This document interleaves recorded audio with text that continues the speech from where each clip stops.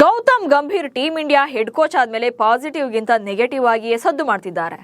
ಅವರು ತೆಗೆದುಕೊಳ್ಳುವಂತ ಡಿಸಿಷನ್ಸ್ ಕೂಡ ಸಾಕಷ್ಟು ಟೀಕೆಗೆ ಗುರಿಯಾಗ್ತಾ ಇದೆ. ಅದರಲ್ಲೂ ಬ್ಯಾಟಿಂಗ್ ಆರ್ಡರ್ ಬದಲಾವಣೆ ತಂಡಕ್ಕೆ ದೊಡ್ಡ ಹೊಡೆತ ಕೊಡ್ತಾ ಇದೆ. ಗಂಭೀರ್ ಹೆಡ್ ಕೋಚ್ ಆದ್ಮೇಲೆ ನಂಬರ್ 3 ಸ್ಲಾಟ್ನಲ್ಲಿ ಸಾಕಷ್ಟು ಎಕ್ಸ್ಪೆರಿಮೆಂಟ್ ನಡೀತಾನೆ ಇದೆ.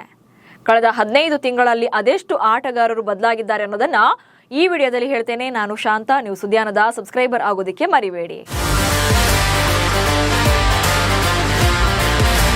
ಗೌತಮ್ ಗಂಭೀರ್ ಹೆಡ್ ಕೋಚ್ ಆದ್ಮೇಲೆ ವೈಟ್ ಬಾಲ್ ಸೀರೀಸ್ ನಲ್ಲಿ ತಂಡವನ್ನ 2 ಪ್ರಶಸ್ತಿಗಳಿಗೆ ಲೀಡ್ ಮಾಡಿದ್ದಾರೆ.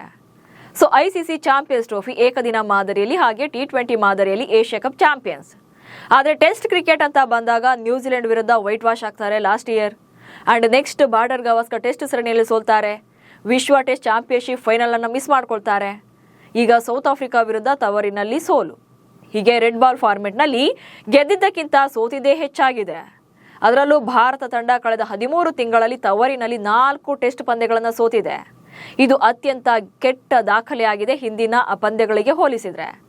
ಅದೆಲ್ಲಕ್ಕಿಂತ ಹೆಚ್ಚಾಗಿ ನಂಬರ್ 3 ಸ್ಲಾಟ್ನಲ್ಲಿ ಗಂಭೀರ್ ಮಾಡ್ತಾ ಇರುವಂತಹ ಎಕ್ಸ್ಪೆರಿಮೆಂಟ್ ಇನ್ನೂ ಡೇಂಜರಸ್ ಆಗಿದೆ. ಸೌತ್ ಆಫ್ರಿಕಾ ವಿರುದ್ಧದ ಸೀರೀಸ್ನಲ್ಲೂ ಕೂಡ ಅದೇ ಕಂಟಿನ್ಯೂ ಆಗಿದೆ. ಟೆಸ್ಟ್ ತಂಡದ ನಂಬರ್ 3 ಸ್ಲಾಟ್ಗೆ ಅಚ್ಚರಿಯ ಆಟಗಾರರು ಎಂಟ್ರಿ. ಇತ್ತೀಚಿನ ದಿನಗಳಲ್ಲಿ ಟೆಸ್ಟ್ ತಂಡದ ನಂಬರ್ 3 ಸ್ಲಾಟ್ನಲ್ಲಿ ಬ್ಯಾಟರ್ಗಳು ಪದೇ ಪದೇ ಬದಲಾಗ್ತಾನೆ ಇದ್ದಾರೆ.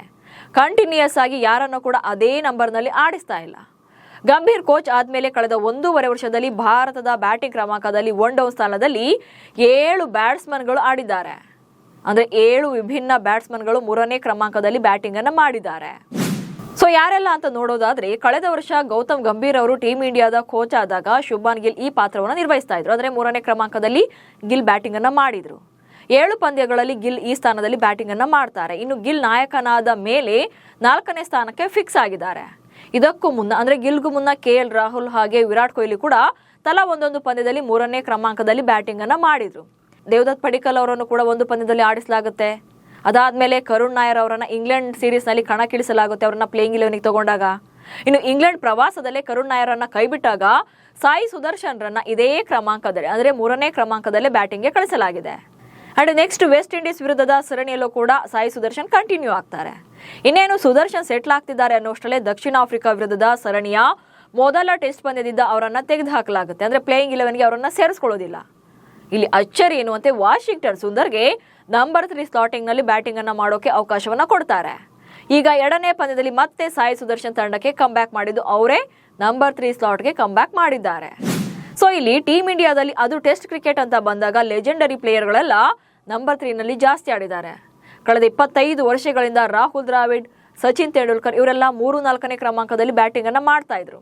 ಈ ಇಬ್ಬರು ದಿಗ್ಗಜರ ಬಳಿಕ ಚೇತೇಶ್ವರ ಪೂಜಾರ ಹಾಗೆ ವಿರಾಟ್ ಕೊಹ್ಲಿ ಈ ಜವಾಬ್ದಾರಿಯನ್ನು ವಹಿಸಿಕೊಂಡಿದ್ರು. ಸದ್ಯಕ್ಕೆ ಗಿಲ್ 4ನೇ ಸ್ಥಾನಕ್ಕೆ ಫಿಕ್ಸ್ ಅನಿಸಿದ್ರು ಕೂಡ 3ನೇ ಸ್ಥಾನ ಯಾವ ಆಟಗಾರನಿಗೆ ಅನ್ನೋದು ಇದುವರೆಗೂ ಕೂಡ ಕನ್ಫರ್ಮ್ ಆಗಿಲ್ಲ. ಜೊತೆಗೆ ನಿರಂತರವಾಗಿ ಪ್ರಯೋಗ ಮಾಡ್ತಾನೆ ಇರೋದ್ರಿಂದ ಒಬ್ಬರನ್ನ ಫೈನಲ್ ಮಾಡೋದು ಕೂಡ ತುಂಬಾನೇ ಕಷ್ಟ ಆಗ್ತಿದೆ. ಯಾಕಂದ್ರೆ ಅವರಿಂದ ಕನ್ಸಿಸ್ಟೆನ್ಸಿ ಪರ್ಫಾರ್ಮೆನ್ಸ್ ಬರ್ತಾ ಇಲ್ಲ. 1 ಡೌನ್ ಬ್ಯಾಟ್ಸ್ಮನ್ ಅಂದಾಗ ತುಂಬಾನೇ ಅವ್ರ ಮೇಲೆ ಪೇಷನ್ಸ್ ಇರಬೇಕಾಗುತ್ತೆ, ಇಂಟ್ರೆಸ್ಟ್ ಇರಬೇಕಾಗುತ್ತೆ, ಹಾಗೆ ಅವ್ರ ಮೇಲೆ ಪ್ರೆಷರ್ ಕೂಡ ಇರುತ್ತೆ ನೆಕ್ಸ್ಟ್ ಇನ್ನಿಂಗ್ಸ್ ಅನ್ನ ಬಿಲ್ಡ್ ಮಾಡಕ್ಕೆ. ಫಸ್ಟ್ ವಿಕೆಟ್ ಬಿದ್ದಾಗ ಅವರೇ ತಂಡದ ಜವಾಬ್ದಾರಿಯನ್ನು ಹೊರ್ತಾರೆ. ಈ ಕೆಲಸವನ್ನ ದಶಕದಿಂದಲೂ ಕೂಡ ವಿರಾಟ್ ಕೊಹ್ಲಿ ಅಚ್ಚುಕಟ್ಟಾಗಿ ನಿಭಾಯಿಸ್ತಾ ಬಂದಿದ್ದಾರೆ ನಂಬರ್ 3 ನಲ್ಲಿ. ಬಟ್ ಈಗ ಗಂಭೀರ್ ಕೋಚ್ ಆದ್ಮೇಲೆ ಹಾಗೆ ವಿರಾಟ್ ಕೊಹ್ಲಿ ನಿವೃತ್ತಿ ಬಳಿಕ ನಂಬರ್ 3ಗೆ ಯಾರು ಸೂಕ್ತ ಅನ್ನುವಂತ ಪ್ರಶ್ನೆ ಪದೇ ಪದೇ ಮೂಡ್ತಾನೆ ಇದೆ. ನಿಮ್ಮ ಪ್ರಕಾರ ನಂಬರ್ 3 ನಲ್ಲಿ ಯಾರು ಬ್ಯಾಟಿಂಗ್ ಮಾಡಿದ್ರೆ ಭಾರತ ತಂಡಕ್ಕೆ ಪ್ಲಸ್ ಆಗುತ್ತೆ ಅನ್ನೋದನ್ನ ಕಮೆಂಟ್ಸ್ ಮೂಲಕ ತಿಳಿಸಿ. ಹಾಗೆ ಸುದ್ದಿಯನ್ನ ಫಾಲೋ ಮಾಡಿ. ನಮಸ್ಕಾರ.